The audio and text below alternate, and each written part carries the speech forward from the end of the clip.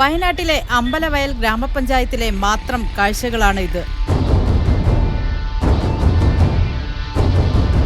ഈ ചെറിയ പഞ്ചായത്തിൽ മാത്രം 38 ക്വാറികളുണ്ട്.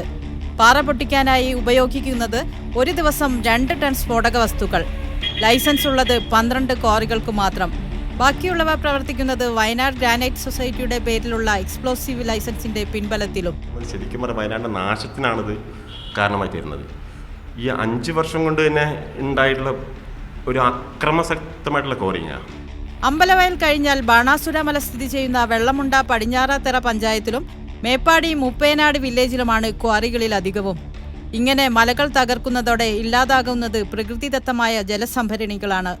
ഇന്ന് ഈ പഞ്ചായത്ത് അഭിമുഖീകരിക്കുന്ന ഏറ്റവും വലിയ പ്രശ്നമാണ് കുടിവെള്ളക്ഷാമമാണ്. ഏറ്റവും കൂടുതൽ ക്യാൻസർ രോഗികളുള്ള ഒരു പ്രദേശം കൂടിയായി മാറിക്കൊണ്ടിരിക്കുകയാണ് അമ്പലവയൽ. എടയ്ക്കൽ മലയോട് ചേർന്ന് സമുദ്രനിരപ്പിൽ നിന്ന് 4200 അടി വരെ ഉയരമുള്ള 7 വൻമലകളിൽ 5 എണ്ണം ഇപ്പോൾ തന്നെ ഇല്ലാതായി. അവശേഷിക്കുന്ന പാറകളാണ് ചീങ്ങേലിപ്പാറയും ആറാട്ടുപാറയും. ഈ ചീങ്ങേലിപ്പാറയുടെ അടിഭാഗത്തു നിന്ന് കുന്നുകൾ ഇടിച്ചു തുടങ്ങി.